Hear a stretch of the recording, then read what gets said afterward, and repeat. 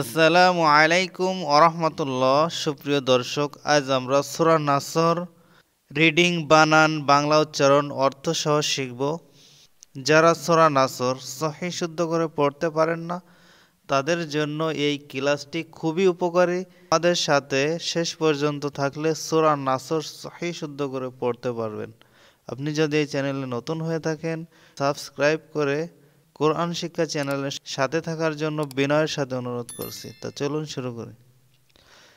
আউযু বিল্লাহি মিনাশ শাইতানির রাজিম।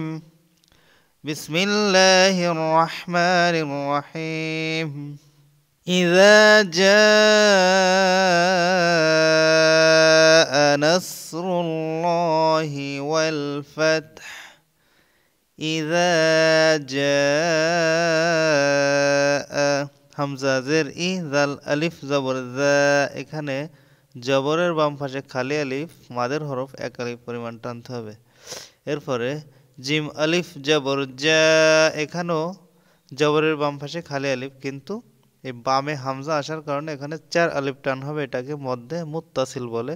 এই যে উপরে চিহ্ন দেওয়া, এটা থাকলে 4 আলিফ পরিমাণ টেনে পড়তে হয়।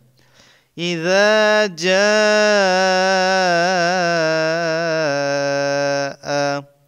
নুন সদ জবর নাস, র লাম পেশ রুল, নাসরুল লাম খাড়া জবর ল, নাসরুল্লাহ হাজের হি, নাসরুল্লাহি। ইযা জাআ নাসরুল্লাহি। ওয়াও লাম জবর ওয়াল, ফাতা জবর ফাত, ওয়াল ফাত হাফেশ হু, ওয়াল ফাত হু। কিন্তু এখানে অক্ষ হয়েছে বলে হার উপরে জজম দিতে হবে। ওয়াল ফাত, এরকম উচ্চারণ হবে। এবার পুরো আয়াত একসাথে পড়ি। ইযা জাআ নাসরুল্লাহি ওয়াল ফাত। আবার ইযা জাআ নাসরুল্লাহি ওয়াল ফাত। যখন আসবে আল্লাহর সাহায্য ও বিজয়।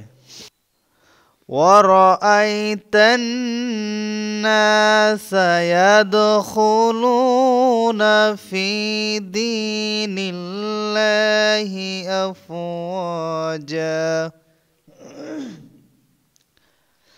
ওয়ারাআইতান নাসা, ওয়াও জবর ওয়া, র জবর র, ওয়া হামজা ইয়া জবর আই। এই চিহ্নকে জজম বা সাকিন বলে, যার উপরে থাকবে ডান পাশে হরকতের সাথে, অর্থাৎ জবর জের অথবা পেশের সাথে পড়তে হবে। হামজা ইয়া জবর আই, তা নুন জবর তান। এখানে একটা নিয়ম মনে রাখতে হবে, তাসদিদের ডাইনে হরকত ছাড়া হরফ পড়া যায় না। হরকত কাকে বলে? এক জবর এক জের এক পেশকে। এখানে এই তার উপর যে জবর আছে এর সাথে নুন রে একসাথে পড়তে হবে। মাঝখানে যে হরকতবিহীন যে হরফগুলো আছে এগুলো পড়া যাবে না। তা নুন জবর তান, নুন আলিফ জবর না, তান না। নুন ও মিমে আবার তারজিদ থাকলে গুণনা করতে হবে, এটাও মনে রাখতে হবে। ওয়ারাআইতান না, নুন আলিফ জবর না, এখানে আবার জবরের বাম পাশে খালি আলিফ, মাদের হরফ। সিন জবর সা, ওয়ারাআইতান নাসা। ইয়া দাল জবর ইয়াদ, খ পেশ খু, ইয়াদখুলাম, ওয়াও পেশ লু, পেশের বাম পাশে জজম ওয়ালা ওয়াও, মাদের হরফে এক আলিফ টান হবে। নুন জবর না, ইয়াদখুলুনা। ওয়ারাআইতান নাসা ইয়াদখুলুনা। ফায়াজের ফি, দাল ইয়াজের দি, ফি দি। নুন লাম জবর নাল, নুন লাম জের নীল, ফি দীনিল, লাম খাড়া জবর লা, হাজের হি, ফি দীনিল্লাহি। হামজা ফা জবর, হামজা ফা জবর আফ, ওয়াও আলিফ জবর ওয়া, আফ ওয়া, জিম দুই জবর জান। এখানে দুই জবরে অক্ষ হয়েছে, এই কারণে এক জবর পড়তে হবে। জিম আলিফ জবর যা, এরকম উচ্চারণ হবে। পুরো আয়াত একসাথে। وَرَأَيْتَ النَّاسَ يَدْخُلُونَ فِي دِينِ اللَّهِ أَفْوَاجًا ورأيت الناس يدخلون في دين الله أفواجا এবং আপনি মানুষকে দলে দলে আল্লাহর দ্বীনে প্রবেশ করতে দেখবেন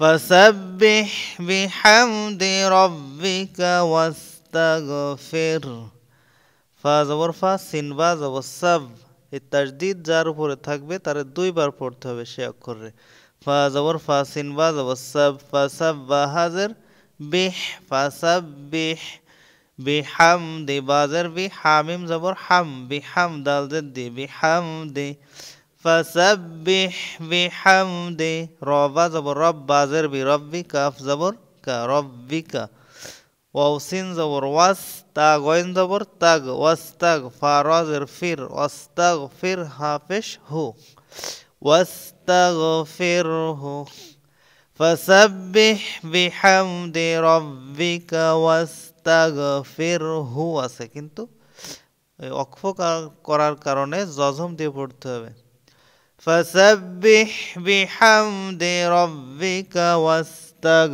ফির فسبح بحمد ربك واستغفر তখন আপনি আপনার পালনকর্তার পবিত্রতা বর্ণনা করুন এবং তার কাছে ক্ষমা প্রার্থনা করুন ইন্নাহু কানা তাওয়াবা ইন্নাহু কানা তাওয়াবা إنه كان توابا إنه كان توابا নিশ্চয় তিনি ক্ষমাকারী ও তওবা কবুলকারী নিশ্চয় তিনি তওবা কবুলকারী এবার আমরা পুরো সূরাটি একসাথে তেলাওয়াত করি বিসমিল্লাহির রহমানির রহিম إذا جاء